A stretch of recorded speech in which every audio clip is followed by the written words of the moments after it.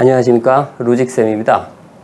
이번 시간에는요, 이제 확률과 통계에서 이제 확률 파트에 해당하는 이제 확률 용어 정리를 한번 해보고요. 그 다음에 예제를 풀어보겠습니다.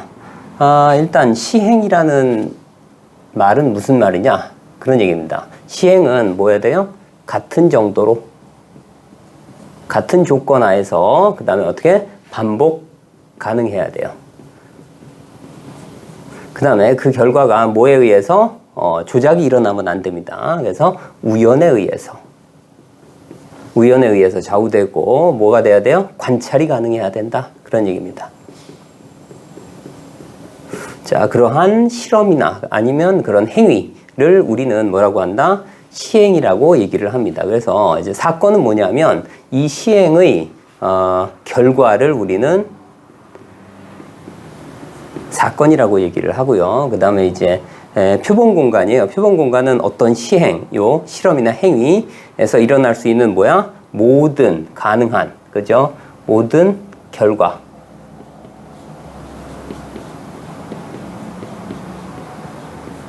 모든 결과의 집합을 우리는 표본 공간이라고 얘기를 합니다. 그러니까 여기 있는 사건은요, 이제 표본 공간에 뭐가 돼? 부분 집합이 된다. 이런 얘기입니다. 그래서 사건은 그 다음에 표본 공간의 부분 집합이다. 전체 집합으로 봐주면 됩니다. 그 다음에 이제 근원 사건이라는 말이 있는데요. 근원 사건은 이제 표본 공간의 한 원소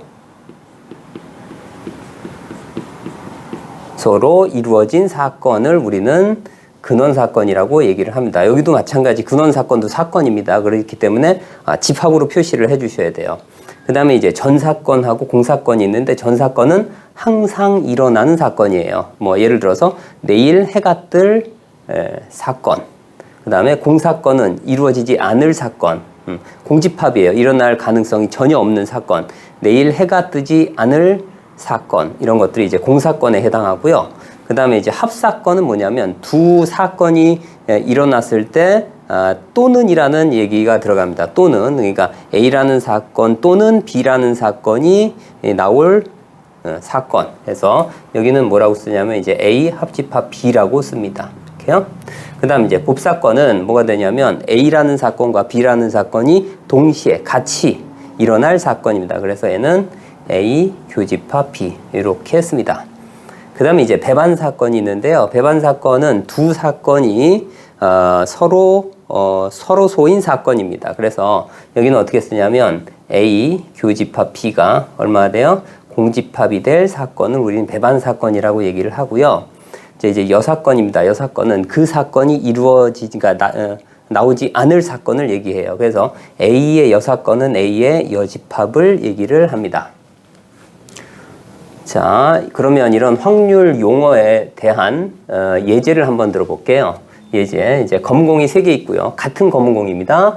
흰 공 2개가 있어요. 같은 흰 공이에요. 그래서 2개의 공을 꺼낼 때, 자, 모두 검은공일 사건 A가 있습니다. 그럴 때 표본 공간하고요. 그 다음에 A라는 사건, 그 다음에 그러니까 그 A라는 사건이 나올 확률이 얼마냐? 이 P는 probability의 약자입니다. 그래서 P. 자, 그냥 이제 값만 구해보면 어떻게 구할 수 있어요? 자, 총 5개의 공이 있어요. 그죠?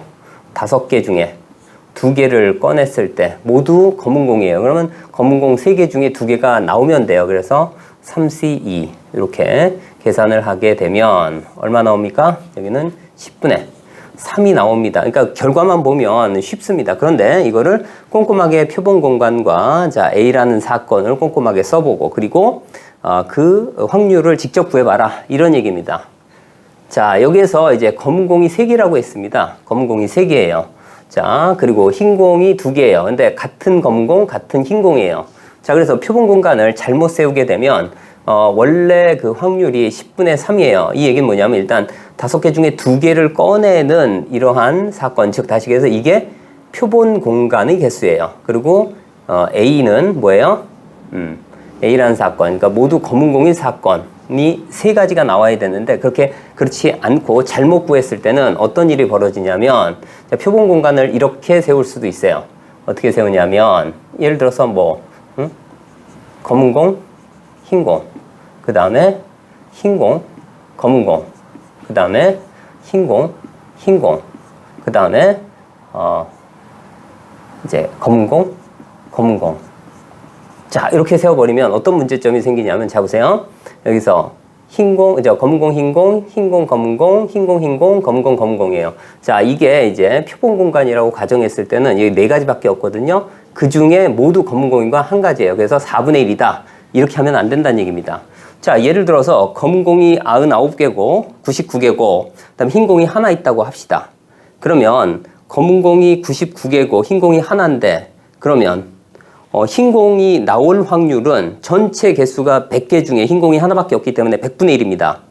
그러면 예를 들어서 이 주머니 안에는 흰 공과 검은 공이 있다고 했는데 흰 공이 나올 확률은 뭐 한 번은 그러니까 모두 검은 공 아니면 흰 공 둘 중에 하나이기 때문에 2분의 1이다. 이렇게 하면 안 된다라는 얘기예요. 이게 지금 그러한 논리거든요. 그렇기 때문에 여기 있는 검은 공들은요. 모두 같은 정도로 모두 똑같은 검은 공이긴 하지만 모두 같은 정도로 어떻게 선택이 될 가능성이 있습니다. 그래서 여기 있는 검은 공 3개는 모두 다른 검은 공이라고 가정을 하고 표본 공간을 세워야 된다. 이런 얘기입니다. 그래서 방금 얘기했듯이 자, 검은 공이 99개가 있어요. 흰 공이 하나가 있어요. 그럼 흰 공이 나올 확률은 어떻게 돼요? 100분의 1이 되는 것이고 검은 공이 나올 확률은 100분의 99가 된다라는 얘기예요.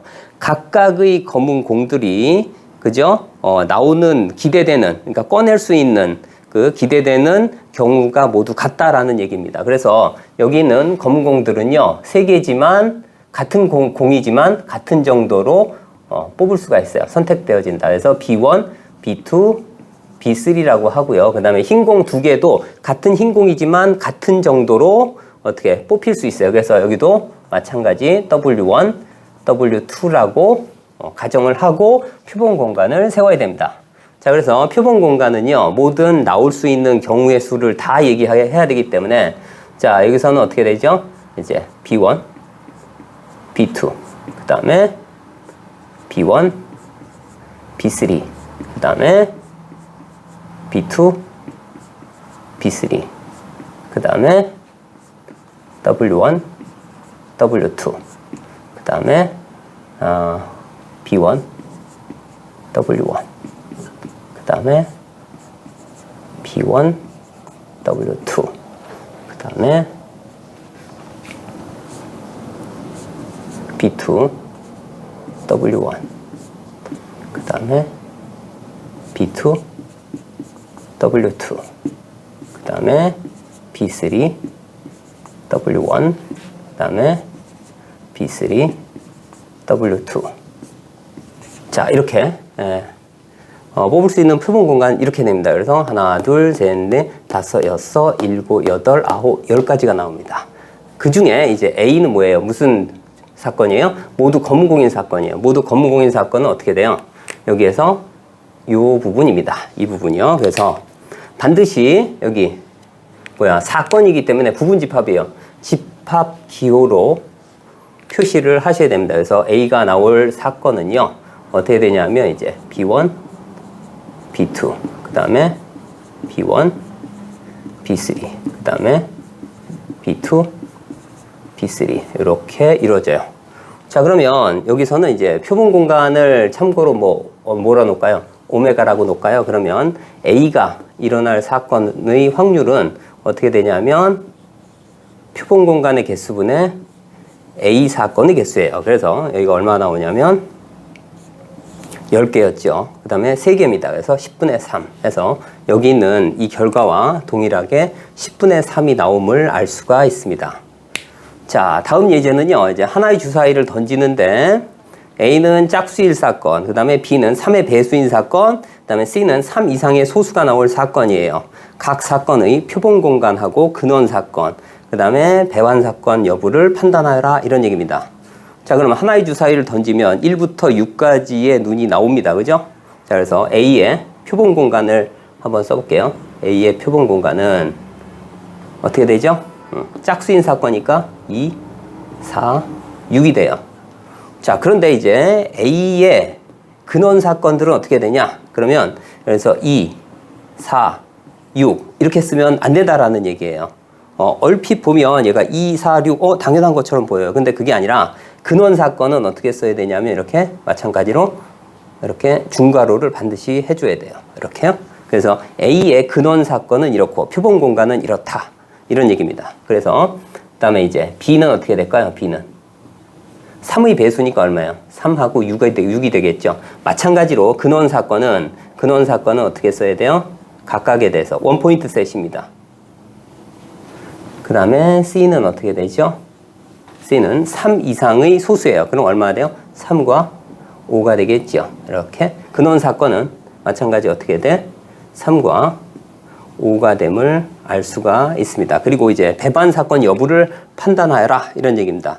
자, 여기 보게 되면 그죠? A하고 B는 6이 공통이라서 안 되고요. 그 다음에 B하고 C는 3이 공통이라서 안 돼요. 여기서 배반 사건이란 얘기는 두 사건의 교집합이 공집합일 사건이에요. 그렇기 때문에 여기서는 A 사건하고 C 사건이 서로 배반이다 이런 얘기입니다. 그죠? 교집합하면 얼마야? 공통이 되는 게 없죠. 그래서 A하고 얼마예요?